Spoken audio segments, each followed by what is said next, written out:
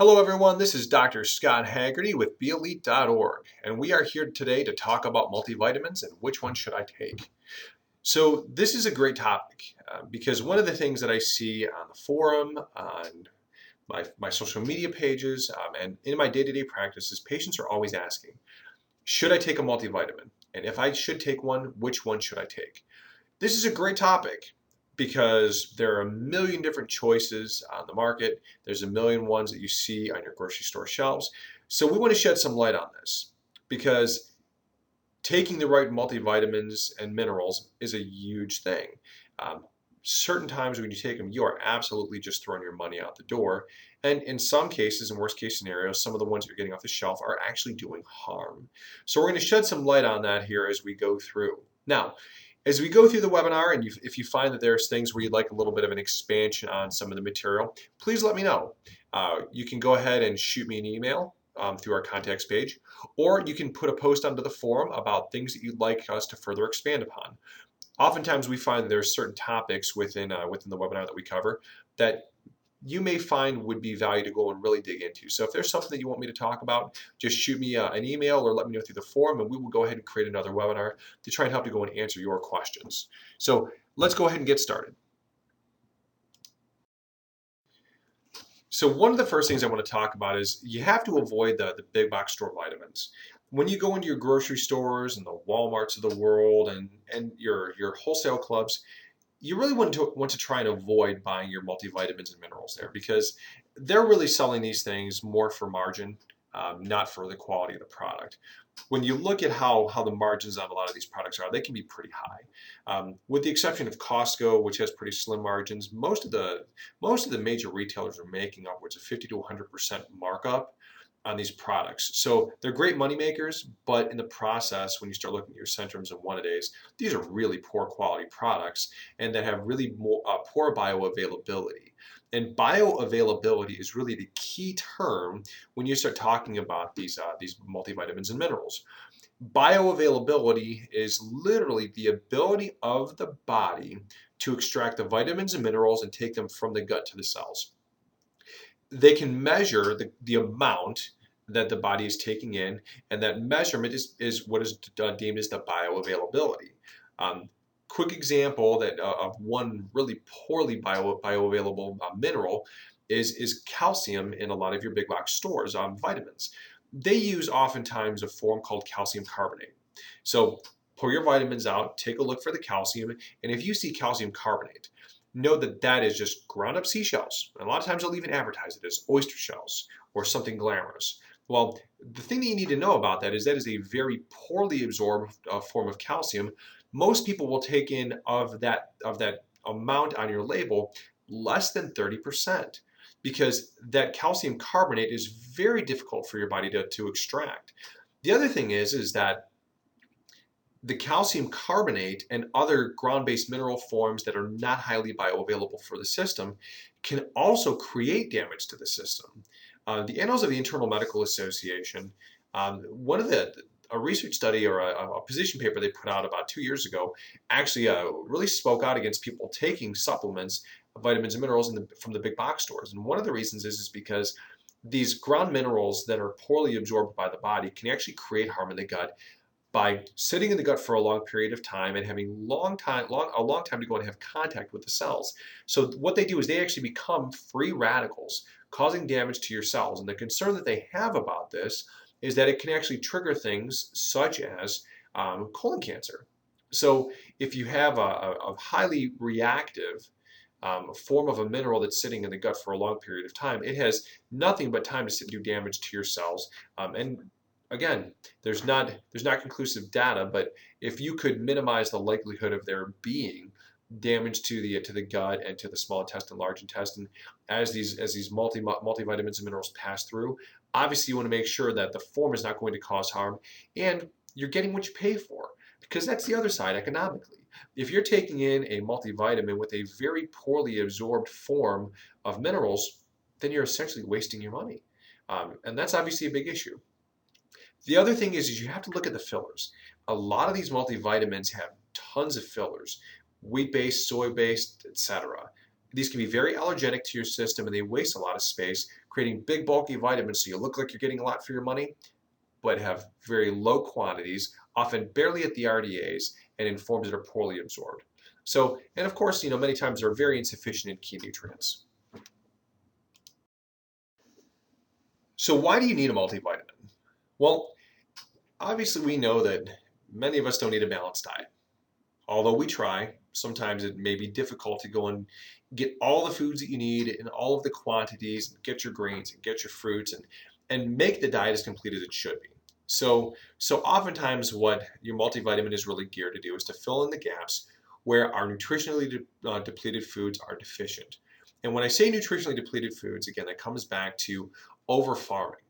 So many times what they're finding is that your industrial farms where they have high turnover of crop year after year and they don't rotate the products and they're not organically raised, the minerals in the ground become depleted, which means that you might have a food that you expect to be very dense in your vitamins and minerals, but when they actually examine them in laboratories, they find out that many of the vitamins and minerals that they're supposed to have, they're in much lower quantities if containing the trace minerals at all.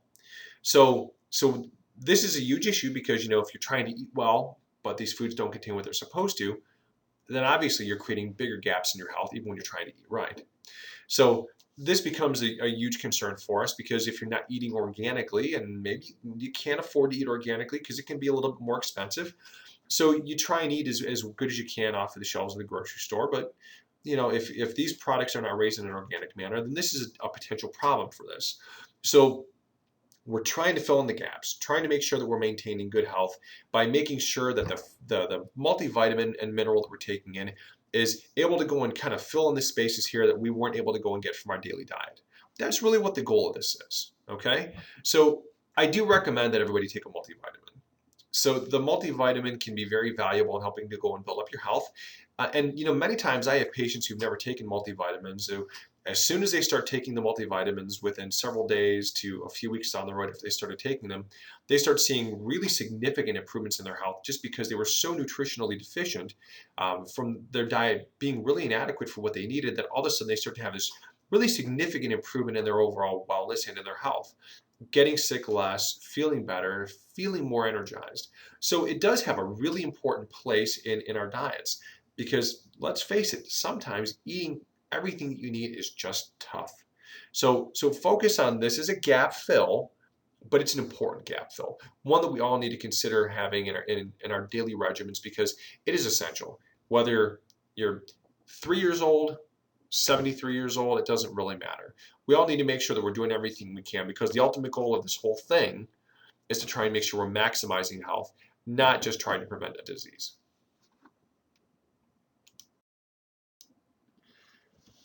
So the $1 million question is why do I need a multivitamin?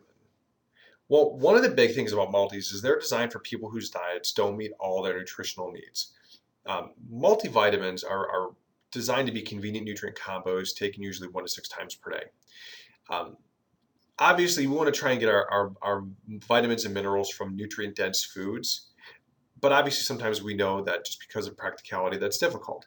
So we use the multivitamin as a gap fill to try and make up for where we're not getting everything that we should, or just because often cases the soil in which the foods are grown is nutrient depleted. So making sure that we are filling in the holes in our diet to try and minimize the deficiencies that may be present is very important. Now, I'm going to be honest with you. I don't really like going with more than 2 doses of vitamins per day. The main reason, not for a potency or an effectiveness standpoint, but it's convenience. I find that people have a much more difficult time being compliant taking a multivitamin when they have to take it more than twice per day. I personally take a pack that has an AM and a PM pack. And by taking an AM and a PM pack, it's easy because I get up, I have my morning meal, I take my multivitamin. At the end of the day, when I'm having my dinner, I take my second pack. So it makes it easy to kind of space them out during the course of the day so that I've got an even distribution of my vitamins and minerals throughout the course of the day and a relatively steady stream of my phytonutrients and my antioxidants and my vitamins and my minerals all day long. Now, obviously, it's generally agreed that a healthy diet is the best foundation for health, but sometimes you have to kind of fill in the gaps with the multivitamins. So kind of look at this here as for what it is. You're trying to make sure that you're not leaving holes in your nutritional regimen so that you increase your wellness.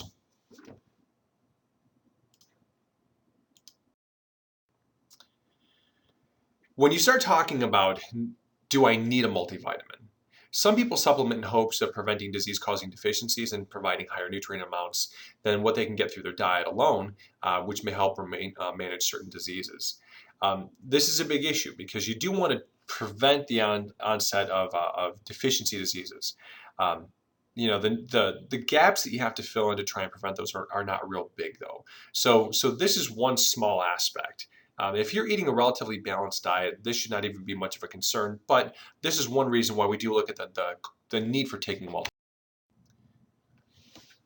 Now, when you start talking about who decides how much is enough, we start looking at recommended dietary allowances, and they've been developed by a scientific panel to broadly cover healthy people of any age or gender.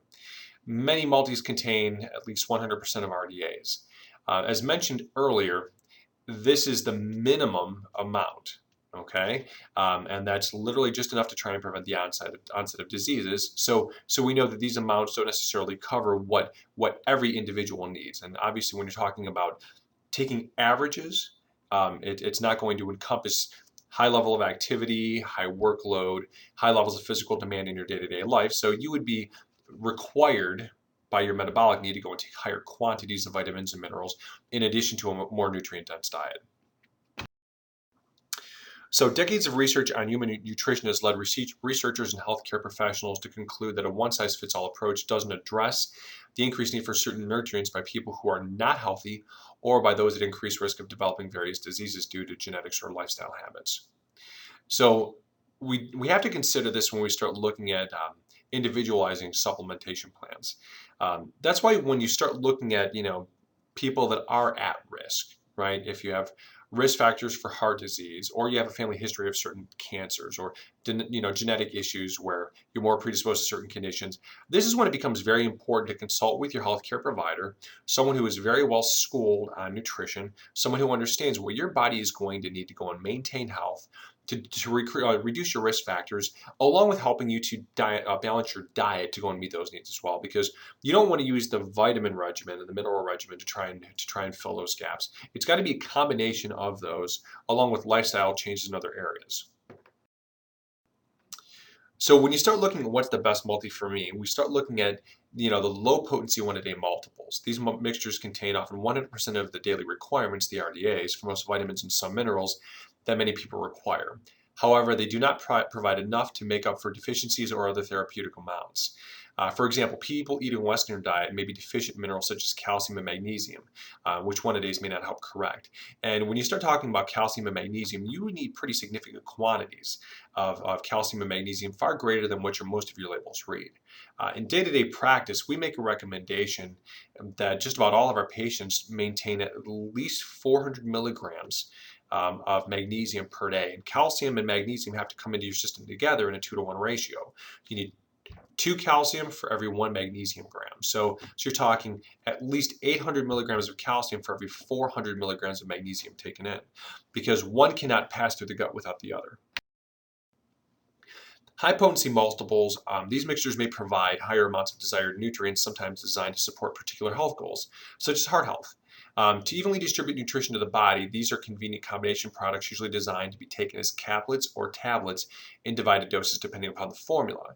So since we had mentioned already about pure encapsulations, one of the things that they do that I'd like is they are big into doing things that will target people that are at risk for cardiovascular disease, where they have certain nutrient combos that are anti-inflammatory to the endothelial wall. So they put in things like turmeric and resveratrol and combinations of different antioxidants and anti-inflammatory nutritional compounds that help to decrease inflammation in the arterial walls and, of course, in the system, in the body cells as well, decreasing the risk factors for heart disease and, again, promoting health in the same process. So this is where we start looking at these high potency multiples and combination packets. Time release packages. So some healthcare professionals assume that releasing vitamins and minerals slowly into the body over a period of time is better than releasing them all at once. However, except for some studies showing better absorption of time-release vitamin C, this assumption hasn't been well studied, and some concerns have been arised about the safety of the chemical agents used to cause the time release. That's always an issue. Time releasing is something where they have to go and add chemical compounds to go and slow down the absorption by the gut. So that could be a potential issue. As more research comes out on that, we'll make sure to get that out for you. But generally, I would not worry about doing time released. Just have them with meals. When you eat, your body absorbs the minerals at a certain pace anyway. So that's one of the things we always recommend as consumers. When you talk about vegetarian capsules, most capsules are made from animal gelatin, so vegetarians need to be careful. Need to carefully read supplement labels to ensure they're getting a vegetarian product, and they will specifically say that is a vegetarian gelatin used to make the capsule. So as far as best way to take a multi, as I mentioned before, the best time is always with a meal, and to avoid upset stomach that they may cause, it also helps the body better absorb the nutrients because. Again, you want it to be recognized more as a food source. So the food also will help the nutrients to be better absorbed by your body. Capsules versus tablets. This is a question I get quite often. So occasionally B vitamins react with a product's other ingredients, especially when exposed to moisture or heat. This can cause discoloration and a bad smell. While the multiple is still safe and effective, the smell is often off-putting and usually not very well tolerated. So liquid multiples in a soft gel or tablets or capsules that are kept dry and cool don't have this problem. So capsules are usually smoother than tablets, so some people find them easier to swallow. Properly made tablets and capsules will dissolve readily in the stomach, allowing the nutrients to be absorbed completely. So, it's going to be somewhat preference. There's not one that's better than the other. Try the different types out. Sometimes even the shape of the capsule or tablet makes a big difference. So try a few different types out, find what you like. But again, make sure that you're looking for the right combinations of bioavailability when you're looking for your capsule and tablets. Don't just go for one style. So I get asked a lot of times about chewables for kids, and so multiples do not usually taste very good, and so to make them palatable to both children and adults, bad tasting ingredients are reduced or eliminated, and the rest are masked with a sweetener. So as I'm sure you can all imagine, this obviously becomes an issue because um, there's a significant debate, but about these types of multiples. But healthcare professionals generally recommend that we avoid regular consumption of both artificial sweeteners like aspartame and sulfate potassium, and sugars. Xylitol, which is a natural sugar, does not cause tooth decay or other known problems. It's actually somewhat antibacterial, which is one of the reasons why they recommend it being added to gums.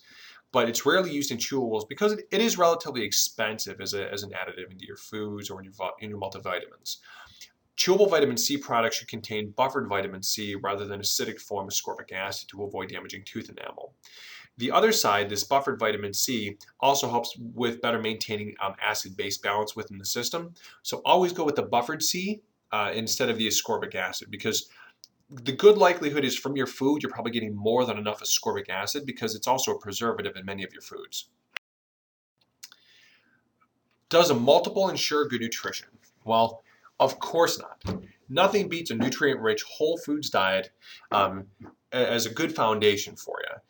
A quality supplement may only help support that goal. So making sure that 6 to 8 times per day you are eating good, high-quality, nutrient-dense foods is always going to be essential. Never assume that a multivitamin is going to go and make you healthy just because you start taking it. Most people, when you are minorly deficient or in some cases severely deficient and you're still eating a generally good diet, when you start taking a multivitamin within a matter of days to sometimes weeks, you will start feeling significantly better when those gaps in your metabolism, your body's engines are filled in by having the boost from taking the multi. But it still doesn't ensure that you are healthy. So focus on food first, then multivitamins and supplementation second. Are multiples good for kids? Well, of course, as mentioned before, a whole food diet is the preferred route. A high quality multivitamin might be recommended for children eating an unbalanced diet. In one double-blind trial, school children received a daily low-potency multi-mineral tablet for 3 months that contained 50% of the RDA for most essential vitamins and minerals. about 20% of participants, working class, primarily Hispanic children aged 6 to 12, experienced dramatic gains in certain measures of IQ, possibly due to correction of specific nutrient deficiencies in these children. However, it wasn't possible in this study to identify which nutrients caused the improvements.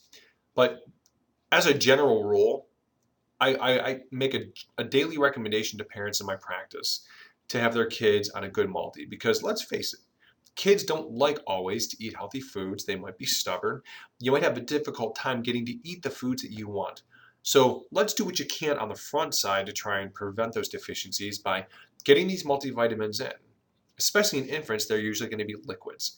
Um, you might have to do what you have to do as far as getting a chewable. We don't like to go and recommend having the sugary ones.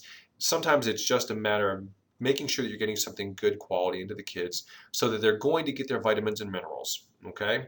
There's always going to be a little bit of a give and take, but it's important to make sure that the kids are getting multivitamins, that they are getting probiotics, that they are getting their vitamin D every single day, because making sure that those gaps are filled ensure good health, or at least go a long ways to making sure that they are going to have a better chance to stay healthy.